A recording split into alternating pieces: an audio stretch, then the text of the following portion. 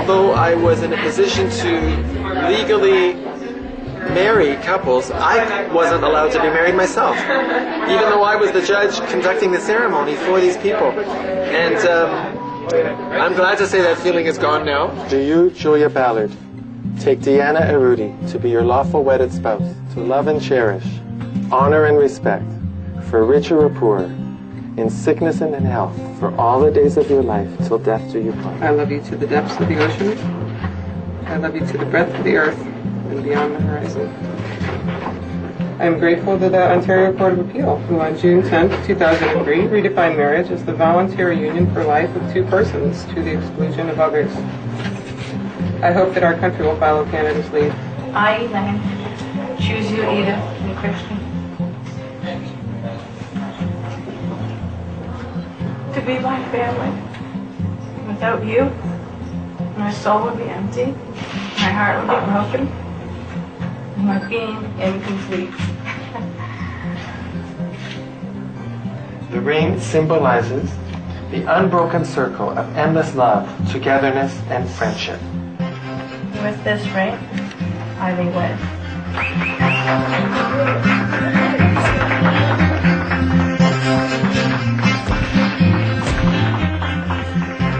Although it began in a courthouse, same-sex marriage has caught on in Canada.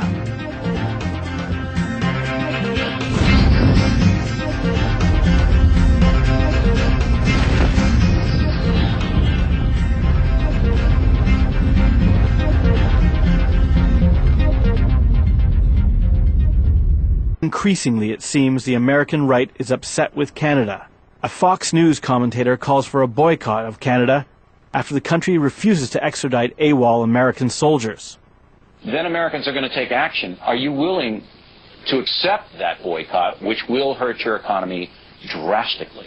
I don't think for a moment such a boycott would take place because we are your biggest trading partner. No, it will take place, madam. I don't think that your in first France, they've lost boycott was billions done of too dollars. They've lost billions of dollars in France, according to the Paris Business Review. Bush I may not agree with what he's done, but we should not treat these people like they're heroes because they're resisting war and they're running away. Canada has a proud history of military might. It was World War II that we showed what we can do. And I think that we should stand proud and increase our military spending and stop treating these cowards that are running away as heroes. Should be a haven against militarism in the world. I love Canada. As the war in Iraq worsens, a different kind of American refugee is arriving in Canada, the Iraq combat veteran. I lost my job, and I was living with my grandparents, and I just couldn't accept that life, and I had to do something, and I was like, I'm going to join the Army. They came down and said, you're going to Iraq. And so I thought, I was going to go defend my country, and I was willing at that point to go die to defend my country is what I thought in my mind. I was in a howitzer, a tank-type vehicle, and we went to go check out. There was reports of guys with RPGs, so we went to go confirm it, which was already a bad idea. A bomb blew up when we were driving through, and it was 200-pound bombs basically just blew up in my face. Later that same day, Anderson was patched up and reassigned as a sentry. And it was calm, and a car comes rolling down the street, and I'm the new guy, so I'm guarding the backside, and everybody else is facing this way. And it comes to my side. I think it's a family, so I don't do anything. They're like, why aren't you firing? Why aren't you firing on this car? I'm like, it's fine, man. We're under no harm. And then the window rolls down, some kids in the back, and it's a mother and father in the front. I can't do this. But I didn't start to think about it on a deeper aspect. Like, I came home for Christmas, I was like, well, why was I over there? Why was I put in this situation? And no one could give me an answer.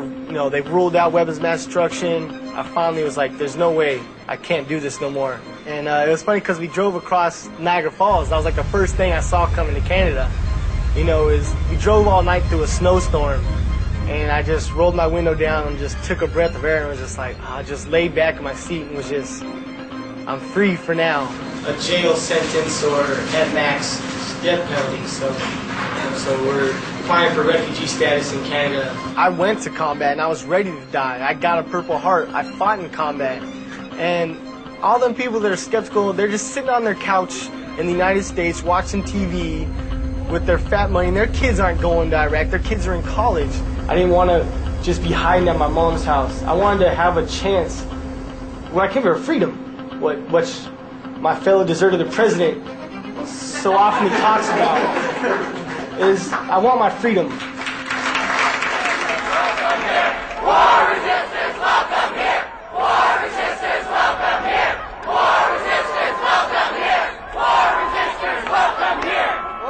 As the stories of deserting soldiers are reported on back home, more soldiers begin to arrive. My name is David. I was formerly with the U.S. Navy. I was a U.S. Marine. I was infantry. I can't see my family or friends. Nikolai Dudek and his wife Jamie snuck across the Canadian border. If you use your social security number in the wrong place, and they'll find out where you are, and they'll send a posse for you. After living in hiding for more than a year, Joshua Key and his wife Brandon brought their 4 children. We all thought there was a purpose to it, to rid the world of evil. But once we got there, soon they found out there wasn't weapons of mass destruction. They had no military. In Canada, the growing contingent of American soldiers is generally warmly received. War is death. Peace is life. The time for a change is now. Upset that marijuana seems legal, then illegal again, the pot community mobilizes. Across Canada, pro-pot rallies unfold. In Toronto, an unprecedented massive street march takes place. There's something especially Canadian about what you're doing today? Well, we're allowed to enjoy our rights and freedoms, to a certain extent. You're rolling and protesting at the same time? Yeah!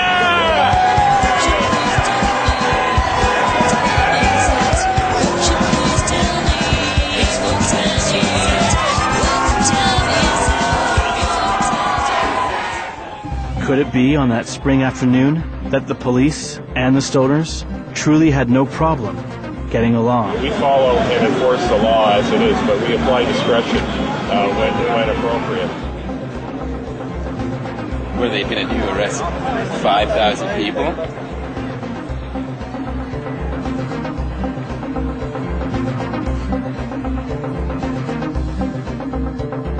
Is Canada a nation of stoners?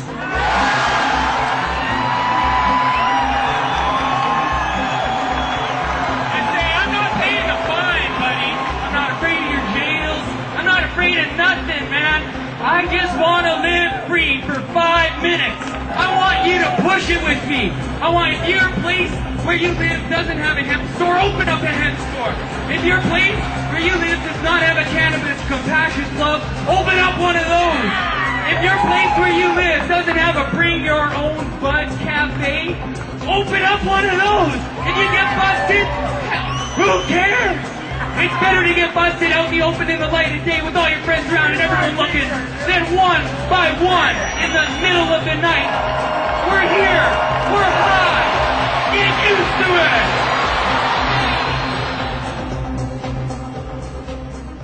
it. And they did open cafes, even though marijuana was clearly back to being illegal. In Montreal, pot activists opened a cafe right across from a police station. No, that could be trouble for all of us now. There's a cop station right down there. I hope you get a good shot of that. Their leader, Hugo Saint-Onge, says he'd like to get himself arrested so he can challenge the law. We are their neighbors. Attention papier ici pour ceux qui en désirent. OK, bonjour. Bienvenue à ce samedi 29 novembre.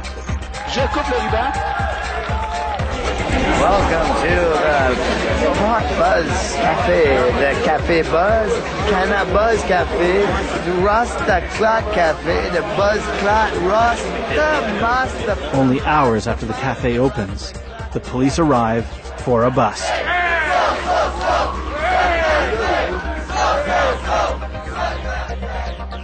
Perhaps without meaning to, the police arrest a stroke victim. Only after arresting him do police realize that Richard Rice is semi-paralyzed, but they take him away anyways.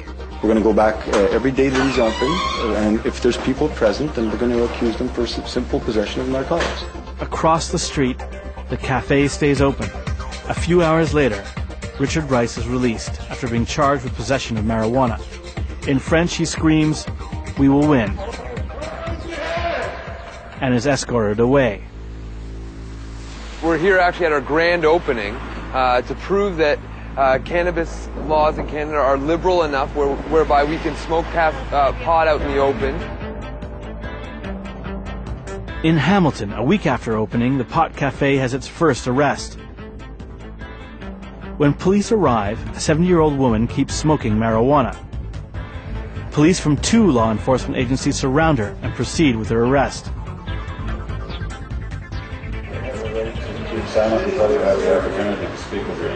During the course of her booking, the woman has a stroke. It's okay. No, she's not falling for nothing. She's not falling.